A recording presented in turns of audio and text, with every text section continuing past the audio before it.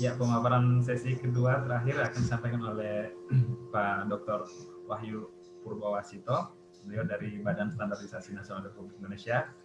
Beliau ini menempuh pendidikan sarjana hingga doktor di Jepang di Tokyo University, kemudian doktornya di Kyushu University. Nah, beliau ini sudah bekerja di Badan Standar Nasional itu sudah menjabat sebagai Kepala Seksi Jasa Teknologi di BPPT, sebelumnya BPPT tahun 2006 sampai 2010, kemudian menjadi Kepala Seksi Bioteknologi Pertanian juga masih di BPPT hingga 2000. Kemudian beliau kemudian masuk ke BSN, dan terakhir yang sekarang dari 2019 sampai sekarang ini beliau menjadi Direktur Pengembangan Standar Agrokimia Kesehatan dan Halal BSN 2019 sampai dengan sekarang. Pak Wahyu Purwowasito, kami persilakan, waktunya 10 menit. Terima kasih Pak Agus. Selamat pagi Ibu Bapak semuanya. Salam sehat selalu. Dalam kondisi sulit ini kita selalu memastikan bahwa kita semua diberikan kesehatan. Baik, tadi Bu Ana ya dari Badan POM sudah menyampaikan regulasi. Saya ingin sedikit mengubah persepsi Bapak Ibu tentang peran standarisasi dalam produk nutraceutical. Ini kan karena kaitannya erat dengan dengan kesehatan dan lain sebagainya yang menyangkut tentang tentang apa yang dimasukkan ke dalam tubuh manusia ya Bapak Ibu. Tentunya hal ini erat dengan kesehatan dan biasanya itu diatur dalam suatu regulasi. Nah, saya ingin menyampaikan bahwa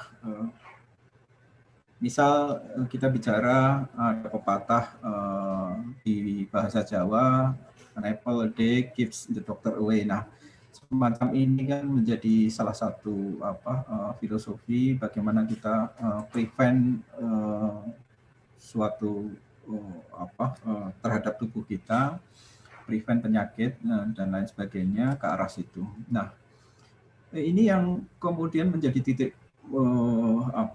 saya pikir Bapak Ibu tadi sudah mengikuti dari awal, saya tidak akan bicara banyak. Nah, fokus on prevention inilah yang kemudian menimbulkan dalam tanda kutip klaim-klaim yang mungkin akan harus mendapatkan perhatian. Ini sedikit saya sampaikan nutrien yang dibutuhkan dalam kesehatan, kemudian ada pharmaceutical atau obat untuk sakit atau luka atau apapun istilahnya, kemudian itu digabung menjadi preventive medical approach-nya.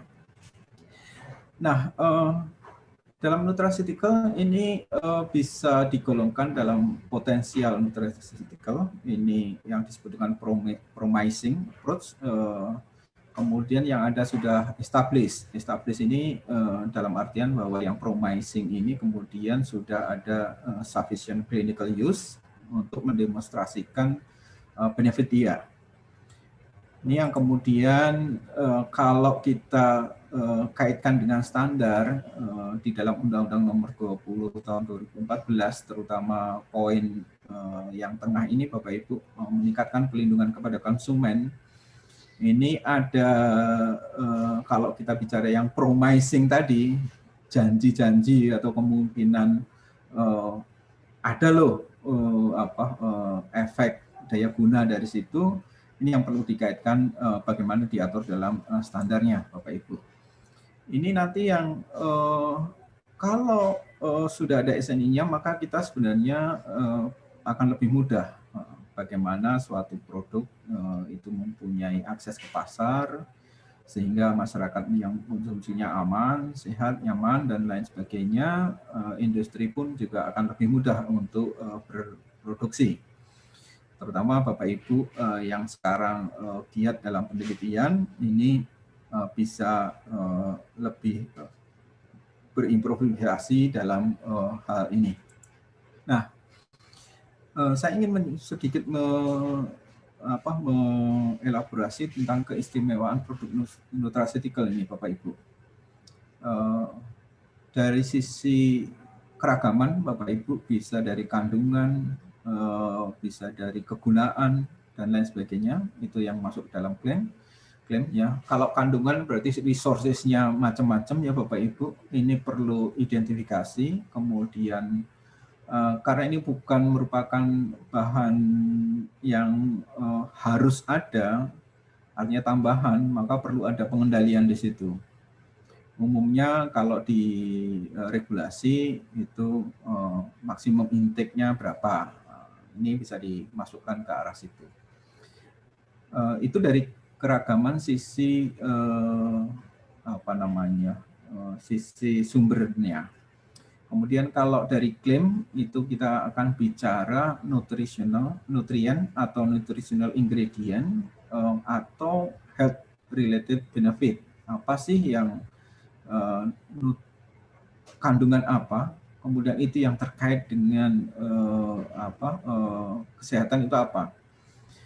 Ini kalau dalam aturan di kodeks itu harus ada scientific evidences. Nah, ini yang perlu ditingkatkan di situ. Karena umumnya di situ Bapak Ibu, karena ini bukan kandungan utama yang harus ada dan biasanya ada penutupan atau kuratif dan lain sebagainya, maka itu ada pembatasan jumlah yang dikonsumsi, kemudian ada minimal kandungan yang kita harus fair ya Bapak Ibu, karena satu produsen dengan produsen lain itu juga harus fair. Artinya kalau umpamanya ada produk yang ada di situ klaim berapa, dengan yang jumlahnya amat sangat sedikit dengan jumlahnya yang cukup, ini kan harus ada fairness di situ. Nah ini yang perlu diatur juga kesepakatannya bagaimana, dan biasanya itu dicantumkan dalam label kandungannya berapa dan lain sebagainya ke arah situ. Nah menyangkut klaim Bapak Ibu, maka klaim ini bisa ada beberapa tipe, tapi tidak terbatas. Misalnya ingredientnya, fungsi dari ingredientnya apa, kemudian fungsi peningkatan fungsinya apa, atau mengklaim mengurangi risiko disease, atau menjaga daya tahan tubuh misalnya, atau menjaga imunitas, meningkatkan imunitas dan lain sebagainya, atau anti-aging. Bisa macam-macam itu Bapak Ibu. Karena itu tadi saya sampaikan sumbernya juga bermacam-macam, klaimnya juga bisa bermacam-macam. Nah ini gimana kita mengaturnya Bapak Ibu? Nah standar itu bisa masuk ke dalam bahan baku. Artinya kalau sumbernya macam-macam, maka bahan bakunya bisa kita atur juga. Bahan pendukung jika ada, atau prosesnya yang bisa kita atur. Proses bisa dari peralatan yang kita gunakan, kalau itu menginginkan sampai skala nano, bagaimana, dan lain sebagainya, atau prosedurnya, atau metodenya, atau bahkan mungkin orangnya yang membuat itu bisa kita atur juga. Dan terakhir adalah produknya. Nah, ini nanti yang akan berefek kepada keberterimaan. Keberterimaan itu bisa dari sisi regulasinya, clearance, dari sisi acceptance marketnya, artinya usernya memang oke gitu, atau memang dari sisi kedua itu tadi, acceptance-nya dan clearance dari regulasinya. Nah, apa peran standar dalam konteks perlindungan konsumen untuk produk nutraceutical ini? Pertama, kalau kita bicara klaim, maka Anda itu klaim berdasarkan apa? Jenis kandungannya apa dan berapa jumlahnya sih? Dan itu nanti Anda mau mengkonsumsinya di suggestion consumption-nya berapa? Itu mestinya disampaikan di situ. Dan ini perlu metode uji untuk pembuktian jenisnya, jumlahnya, itu harus kita sepakati supaya nanti jangan sampai kita sudah mengeluarkan uang yang banyak untuk produk yang sama dengan yang lainnya, itu terjadi perbedaan di situ. Kemudian karena ini saking banyaknya dan umumnya belum terkendali, maka kita bilang bagaimana sistem manajemen dalam kontrol hasil produksinya. Ini bisa kita tadi dalam dalam gambaran kita bisa bilang bagaimana kita mengontrol bahan bakunya, atau mengontrol prosesnya, atau mengontrol produk akhirnya.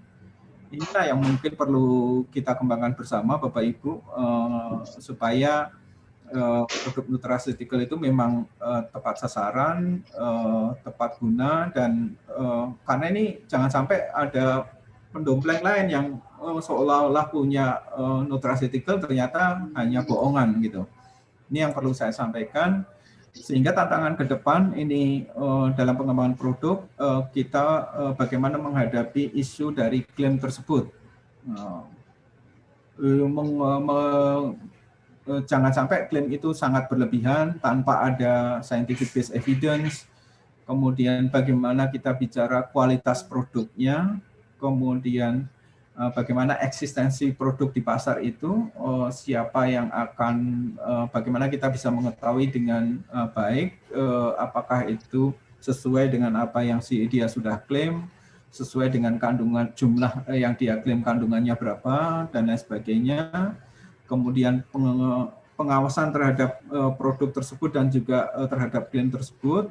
Kemudian secara teknis kita harus mengembangkan metode uji untuk, ya itu tadi, semakin banyak sources-nya, semakin banyak jenis ingredientnya, itu perlu kita siapkan metode uji yang sama supaya tidak ada dusta di antara kita, satu klaim 1000, yang lainnya klaim 500, ternyata 500-nya lebih banyak daripada 1000-nya. Nah ini yang kita harus kembangkan ke depan menjadi tantangan. Dan terakhir adalah kompetensi LPK. Tadi saya sampaikan salah satu laboratoriumnya itu harus mempunyai kompetensi yang dilakukan ini. Produk yang Bapak Ibu kembangkan ini kan produk yang akan dikonsumsi dalam benak saya adalah produk yang ditargetkan untuk dikonsumsi oleh banyak orang Bapak Ibu, sehingga ini kan bukan produk-produk yang dalam tanda kutip arts ya Bapak Ibu. Nah, yang akan dikonsumsi juga perlu ada pengembangan produk. Itu yang bisa saya sampaikan Pak Agus. Terima kasih. Assalamualaikum warahmatullahi wabarakatuh.